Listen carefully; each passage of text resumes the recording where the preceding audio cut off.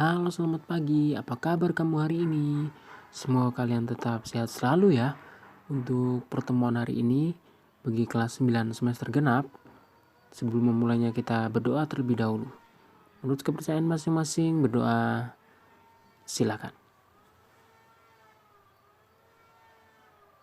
Berdoa cukup? Ya, setelah sekian lama, sekitar seminggu kita nggak ketemu, kita bertemu lagi di pembelajaran kali ini yang masih berkaitan dengan bola basket atau bola besar. Baik, kita masuk ke permainan bola besar. Yang pertama ada standar kompetensi, 8 titik pengembangan berbagai teknik dasar ke dalam permainan dan olahraga serta nilai-nilai yang terkandung di dalamnya.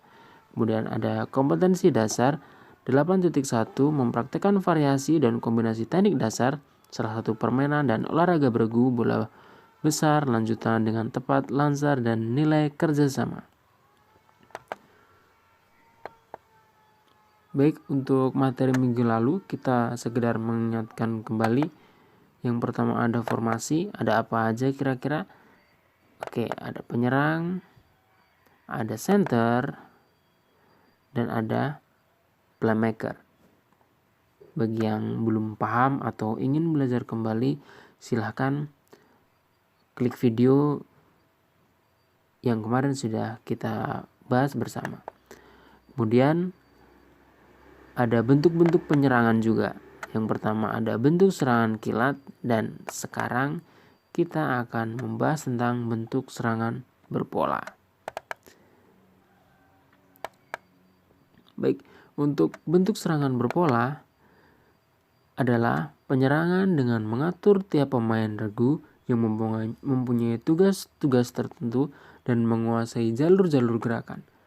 Larinya pemain dan bola ditentukan dengan pasti, sehingga regu akan memperoleh serangan-serangan yang teratur dan sangat hemat tenaga.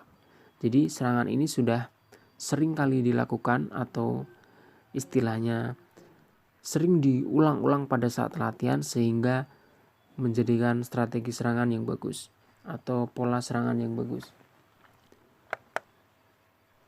Yang pertama ada pola dasar penyerangan terhadap pertahanan daerah dapat dilakukan dengan pola 1-3-1 dan pola 2-1-2. Yang dimaksud 1-3-1 ini adalah seperti ini. Saya berikan contoh. Oke, ini formasi serangan 1-3-1. Jadi ada satu pemain di depan, 3 pemain di tengah seperti ini, dan satunya di belakang. Oke, kita kembali. Kemudian lanjut. Untuk yang kedua, pola penyerangan terhadap pertahanan 1 lawan 1 dapat dilakukan dengan pola dengan menyerang pos tunggal atau pola 2-3. Saya berikan contoh seperti ini. Jadi 2 orang ada di depan, 3 orang ada di belakang, seperti ini. Kemudian B dengan penyerangan pos rangkap atau 3-2. Seperti ini. Jadi 3 di depan, 2 di belakang. Baik. Bisa kita lanjut. Oke. Kemudian masuk ke bentuk serangan bebas. Bentuk serangan bebas adalah penyerangan tanpa bola yang sangat tergantung pada penguasaan teknik, kemampuan teknik, dan kemampuan fisik tiap anggota regu. Jadi, bentuk serangan bebas ini ada beberapa faktor yang harus dikuasai. Meskipun bebas, pemain tidak menyerang sendiri-sendiri, tetapi tetap harus ada kerjasama dan saling pengertian antara anggota regunya.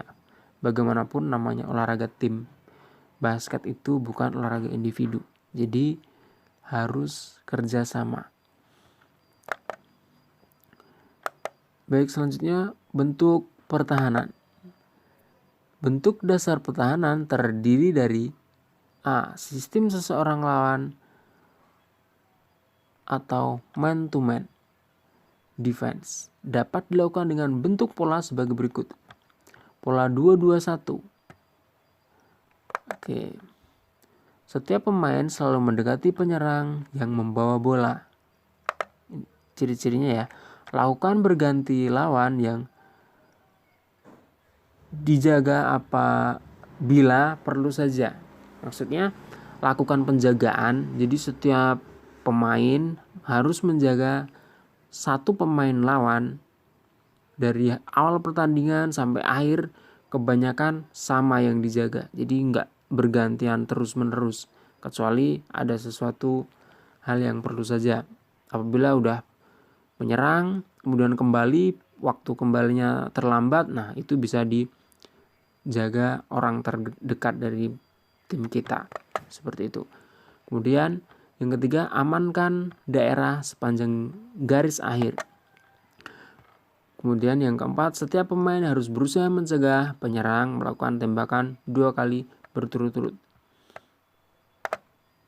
Yang kelima, usahakan setiap pemain bertahan untuk menjauhkan bola dari pemain pivot. Untuk pemain pivot ini sudah kita jelaskan di video sebelum ini atau materi sebelum ini. Jadi apabila kurang jelas, silahkan lihat video sebelumnya. Kemudian ke B, sistem bertahan daerah zona defense dapat dilakukan sebagai berikut. Pola 2-1-2. Oke, jadi 2 di depan, 1 di tengah, 2 di belakang. Setiap pemain harus menjaga ketat daerahnya masing-masing dan berusaha merebut bola dari lawan. Ada 2 penjaga yang posisinya jauh dari ring basket. Ada 1 penjaga di tengah. Ada 2 penjaga di dekat ring basket. Oke, pola 2-3. Setiap penjaga harus bertahan ketat setiap daerahnya masing-masing dan berusaha merebut bola. Sama ya. Yang beda hanya formasi serangannya atau formasi bertahannya. Ada 3 penjaga yang posisinya dekat dengan ring basket. Ada 2 penjaga yang posisinya jauh dari ring basket.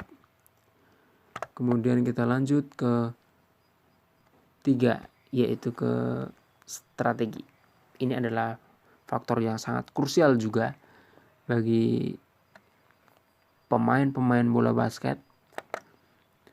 Jadi strategi adalah suatu rencana yang dibuat sebelum pertandingan dimulai. Ingat ya, strategi adalah suatu rencana yang dibuat sebelum pertandingan dimulai. Oke, apabila itu sudah dimulai, itu namanya bukan strategi lagi, tapi taktik. Kita akan bahas di lain kesempatan.